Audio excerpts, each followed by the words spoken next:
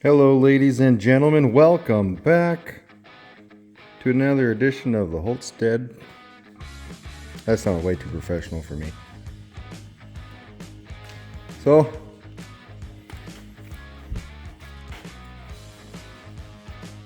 we should have a look at this 289 here.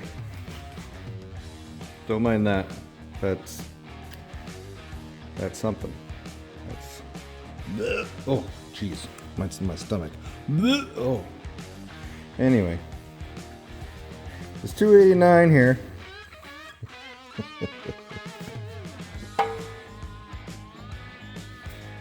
Not a bad looking little unit. I picked this up from a guy. He bought this thing back in the early 90s as a fresh rebuild, and he had it in a Ford Fairlane, I do believe, up until 2013 when he upgraded to a 351. He said that this thing was starting to get a little bit of blow by. Figured he had about 50,000 kilometers on it. What's that in miles? I don't know, 35,000 miles. So I don't know how bad the blow by might be. He pulled it out, put it in the corner of his shop, and there it sat until a couple months ago. He sold it to me. It appears, from what I can tell, that it's regular 289, except it does have the cast iron 4-barrel, which would have been for the high pole motor. If I already did this, look up the casting number right here.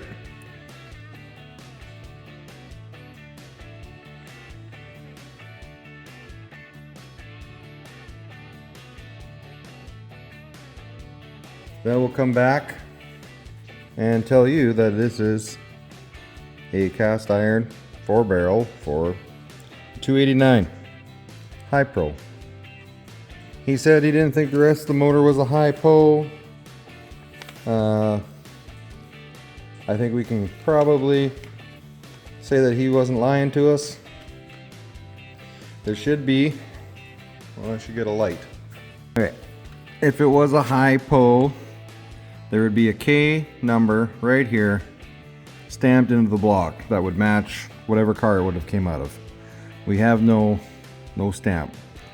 So that's the first indication that, yeah, it most likely is just your standard 289. The casting number for the block came back as a 1966. I'm not an expert on anything like that, because you know what? That's 16 years before I was even thought to be born, so.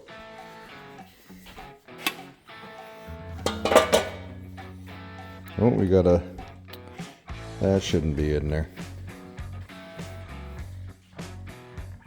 For the most part, like, it looks nice and clean, but who knows, he might have cleaned them. I do believe the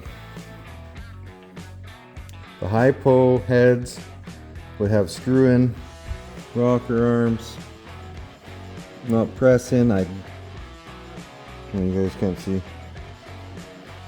I think those are press-in. That doesn't look like a screw-in. They would have a special stamping number as well on the inside. What the heck was it? I wrote it down. So if this is a 66, casting number on the inside of the head would be C50E-A. And we have no such casting number whatsoever. So it's just a regular heads 2.8. If we wanted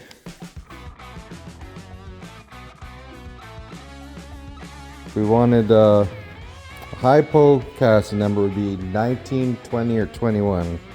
And these are 28. This one say 28? What's this say?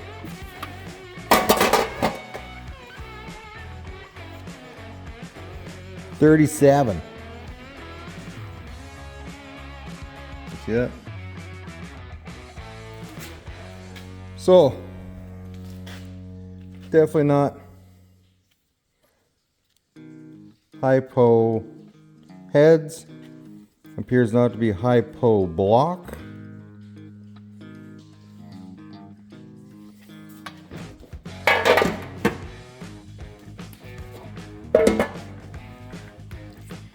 It is free. It turns. He stored it that way. He put oil down the cylinders before he stuck it in the corner. I'll show you in a second. It does have compression. You can feel it when you turn it. There, now you're situated up on a slant. I don't know if you can hear that or not. I can hear it.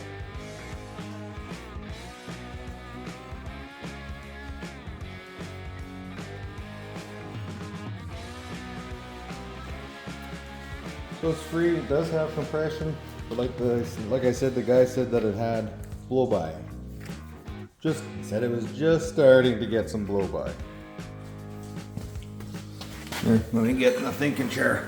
Another thing a hypo would have would be a larger balancer on the front, like way thicker. This one's quite thin. So another indication that it's just a standard block, standard heads. If we took the oil pan off, we could also then look at the main caps, and they would be bigger, thicker on a hypo. These would be just your standard, I'm sure. So, the thinking chair.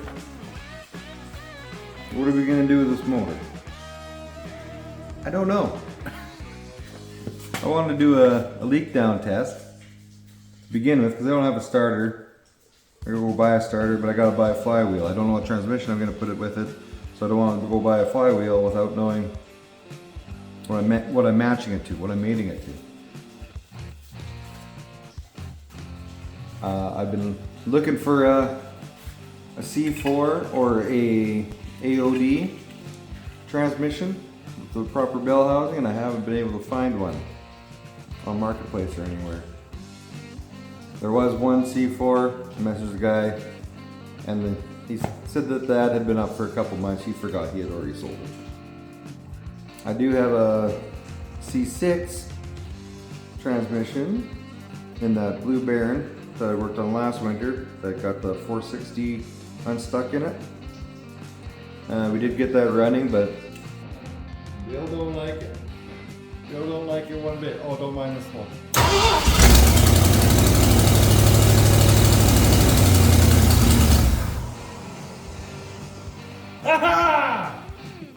That 460 is not going to be a reliable mower without being torn down. So it's got different bell housing. It could be, I could build adapter plates. I can make that work.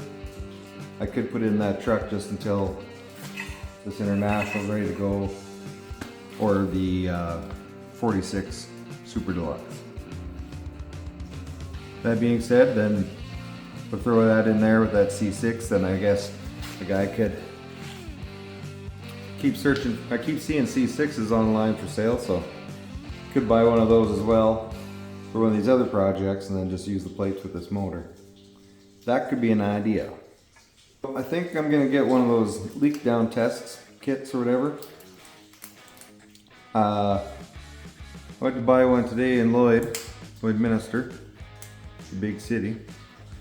There was one there yesterday. I looked online.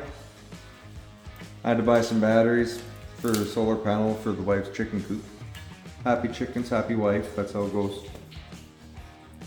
So, long story short, the leak down kit that was there yesterday was not there today. There was one in stock, and I guess I should have made plans to go yesterday. I didn't think anybody was going to buy it before I got there. I phoned all the other parts places and auto sales places in Lloyd. Nobody had one. One place told me they could order me one in for tomorrow, be $250 plus taxes. I said, I get one on Amazon for 40 bucks. And the guy said, oh, you want me to order it? It's no. No, I don't. So I think that's what I'm gonna do first before we go any further, before we do starter flywheel. And then we're probably gonna end up tearing it down, putting in new rings, bearings, and everything. But baby steps, we're not in a rush. Figure out what we're doing with this thing. But it does look like a very good candidate for a rebuild. The guy also gave me, well, he never gave me, he sold me 2 different carburetors, a Holly and a Carter. Both of them he did have on this car at one time, well, on this motor at one time. Sold me a whole new distributor with the whole Ford electronic spark box there. I told him I didn't need it. He actually just kind of threw that in. All in all, block heads, everything was 200 bucks, and he wanted 100 bucks for the hypo intake because he knew it was a hypo intake. And I said, yep, I'll give you 100 bucks for that. That's the 289. This is the thinking chair. My friend Walt built this years ago. He was supposed to be working on the farm. My dad still talks about it. He thought that Walt was working and Walt was just building coffee time furniture. So you can lean back. Huh? Never fails you. You never fall over with it. Don't worry about the oil stain. That's from that friggin' OBS Chevy. Walter also built a matching coffee table, which is still used around here for a welding table once in a while for small projects. So, unfortunately for today, there's not a whole lot of, there's work going on. It's just not working the shop. There's solar lights and panels going up in chicken coops. Nobody wants to watch that, so that'll be it for now, for today. We'll come back, we'll work on this motor some more another day when we got leak down kit, and then we're gonna, I'm sure we're gonna end up tearing into it. So appreciate you watching. Thank you very much. Oh, like, share, comment, subscribe, like everybody else always tells you to do before any video. I really do appreciate all the views. If you're catching this and it's weekdays, have a great week at work. If you're catching this and it's the weekend, hey, have a good weekend, everybody. Later.